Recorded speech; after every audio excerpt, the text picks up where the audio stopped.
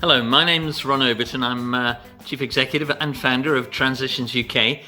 We're a charity 6 years old now, working across Herts, Beds, Bucks and North London, and working to support young people, vulnerable young people, across a range of needs. So we work with young people with learning disabilities, young people leaving care, young people at risk of offending or re-offending, and we're shortly to open our final sort of cohort and program, which will be for young people with mental health and emotional needs.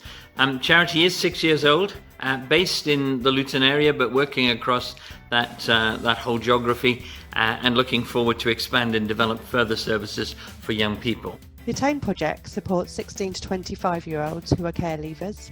Our sweet spot is really to get to know them before they change from looked after to care leaver, so that we can really support them in that transition and also look at independent living skills and getting ready for the responsibilities that change brings. We've got the mentoring and befriending, where we support each young person with 2 to 3 volunteer mentors who use their skills, knowledge and networks in order to provide that really rounded support. We've had mentors focus on all different elements, from education, employment, therapeutic inputs to socialisation and getting support within the community. We've also found that to really make a difference, we've also had to look at mental health and emotional needs. So we've partnered with agencies such as Ride High, or we've had volunteers offer us their time where they're qualified psychotherapists and provide free therapy. We also look at personal development and inclusion and hold monthly skills sessions, and this can range from anything that we identify in our tools, and has been often around money, around budgeting, around cooking, around socialising. We've been with Santander and Metro Bank and utilised partners to really look at personal skills and educational development. With employee support and introductions, we've supported people into work placements, and we use the Dream and Path Plan in order to do that. So we've had people where they've done work experience with dog grooming services, or we've had people tour partner businesses, and that can be really motivational, because for some of our young people, they've said they've never been in a business before. We also look at confidence building and self-esteem, and we do personalised activities in order to do that. That has included camping, team building events, social events. And we also really look at the skills and education. So for some people, they want to go to college or university, or they want to do training courses, and we've tailored our project and support around the individual. What our path plan looks like. So this is a core tool that we use with each young person to identify their aims and aspirations for the future, and then to work back from that into a plan that we can work throughout the mentoring and befriending process. So here we go. So we start at this end, if you like, with what we would call the dream. And that's helping or asking each young person to think through what it is that they want to achieve in their lives over the next 2 or 3 years. That might be about where they live, what job they've got, who they're with, have they got a dog, a bike, a car? What does life look like ideally in the future?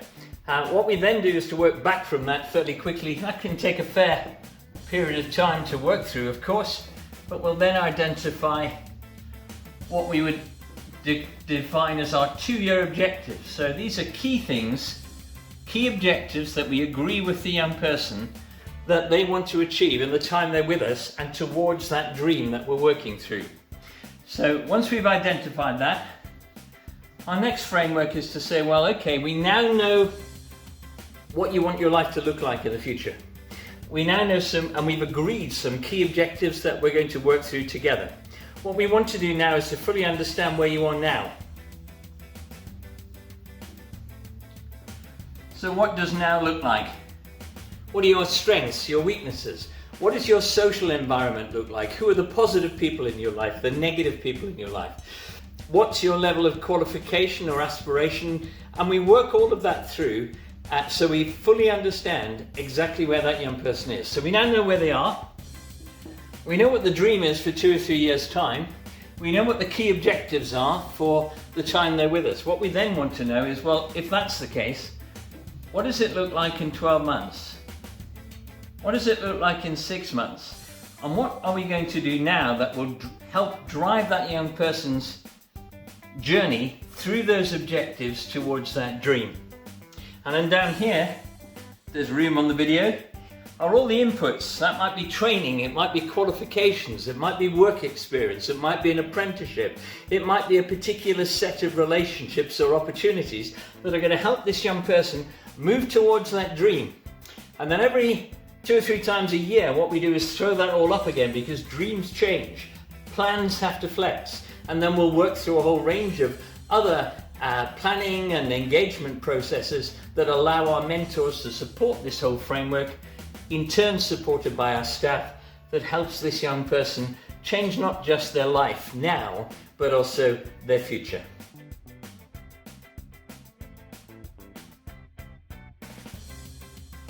See, we like to see ourselves as an extension and a support mechanism for the local authority. We understand that personal advisors are really busy, they've got a high caseload and they've got high aspirations for their young people. So what we try and do is we try and offer both the staff team at Transitions UK and our volunteer team as support to the personal advisors. So when they're developing their path plans, which are different to our own path plans, they've actually got assistance almost to help them in achieving that. So if the path plan identified something like needs to complete a CV or something practical around some work experience or signing up at university, the personal advisor was actually able to go to the volunteer and to the staff team and ask us if we could support them with that.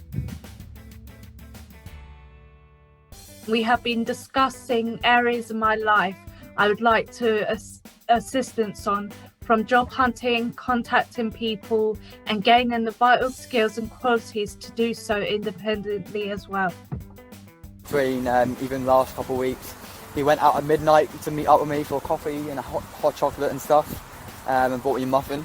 Yeah, he was quite in a stressed situation that day. Yeah, and he just went out without out of his way and to talk to me and stuff, which was amazing. Yeah, it's been really good. I had 2 mentors, one called Mike and one called Mary.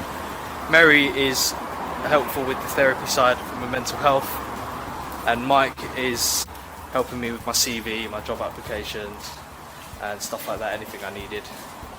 Sounds like your mentors have made a real impact on you. Yeah. In that vital support and help that will ensure us that we have an amazing future, as well as the amazing events and opportunities that are presented on this project. They've helped me in many ways. They've provided me with a mentor.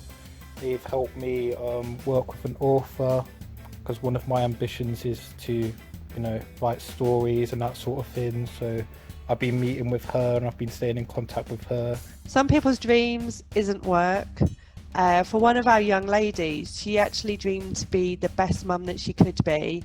So for her, with all her needs, she was very high needs, she actually ended up being a child in need because of the pregnancy.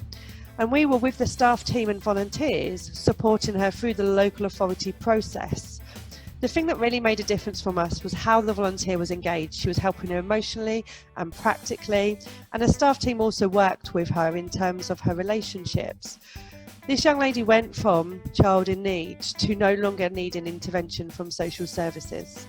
So for us, that was a real outcome and a real success. And not just that, we don't just look at one isolated need. So where her dream was to be the best mum that she could be, her partner, who happened to be a care leaver and not on our project, also wanted additional support. So to support her, we supported him and talked to him about how to get a job. Workshops, have you been to any of those? I've probably been to most of them. Yeah. I've been to the ones with CVs, the ones with banking and loans. I've been to the ones with Santander and fraud. We've been to all of them, and it's nice just to learn so many different life skills that you wouldn't do if you wouldn't with Transitions, and it's a big difference between every single one. So it's nice to learn skills that you wouldn't normally learn. My favourite development session on the project has been when a guy came in and spoke to a group of us about how the way we believe in ourselves and the way we can do things is all limited by our train of thought. So he taught us how we can overcome that and use our thoughts to train our brains into believing that we can do so, and this has helped me in certain future goals and being able to achieve things that I didn't think I could. They are not willing to take on challenges because they immediately feel they're not able to do it. So it's just getting them the confidence, getting them to do something, and being there to talk. I've told them they're allowed to telephone me anytime. If they want to phone me at 3 o'clock in the morning, that's fine. I have my phone next to the bed. I'm there for them.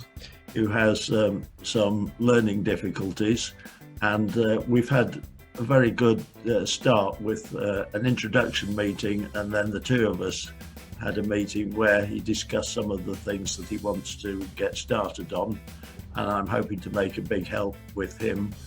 He seems very capable, and I'm looking forward to working together. I think the thing that the mentees, the young people need most, at least those that I have been directly in contact with, is a friend, someone who is willing to listen, to understand, or to try to understand, and who will give them support and guidance when and where they need it.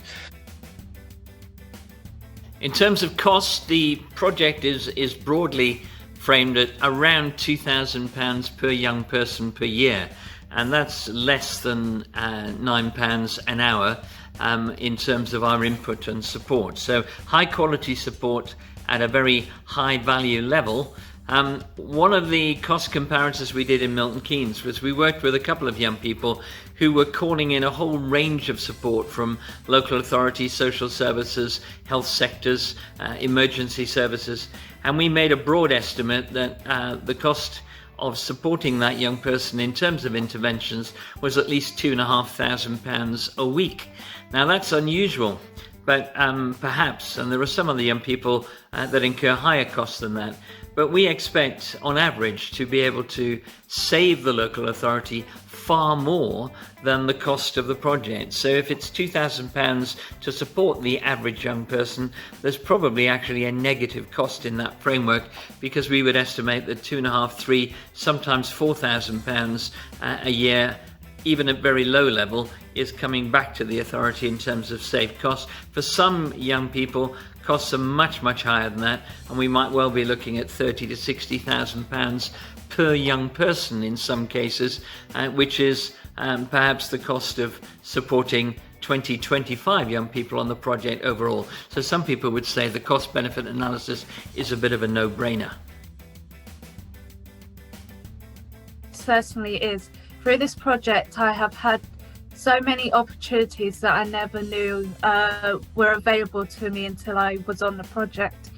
One example is that a jazz band has asked me a year ago to take photos at one of their gigs, and through that they have asked me to come back and do a photo shoot with them, which is amazing, because that through this project it has given me the opportunity to have that connection with certain people. So it really has been beneficial career-wise, as well as helping me develop as a person independently. So I'd just like to say I'm thankful for everything they've done for me, and for the connections they've helped me make. With transitions, obviously, even before you get a mentor, you know, like you and Vanessa have obviously been the mentor for us, and then obviously you're like a friend, obviously, if we need to also, and yeah, like you guys help out everyone, you know, like so much, so you know, it's amazing. That's such a lovely thing to hear. Being a volunteer is a challenge, because you are asked to give up your free time to go and help somebody, and it's not always easy. It can be extremely frustrating. However, I don't know of any other charity that is helping these young people, and they certainly need help. So yes, I would certainly recommend it. In a summary, I think everyone should be a part of this charity, especially if you're in need of support. It's an amazing charity. And I'm so thankful for them. Without them, I don't know where I would be today, and that's honestly the truth, because they have helped me so much that I just want to thank them. Oh, definitely. I think it's a wonderful organisation, and I hope it grows to be a national institution. This is Humanity Manager 16 to 25 team for the care leavers in Milton Keynes. It's not a question. I just wanted to say a big thank you to Charlotte and also to Vanessa for all the hard work you've done for our care leavers in Milton Keynes.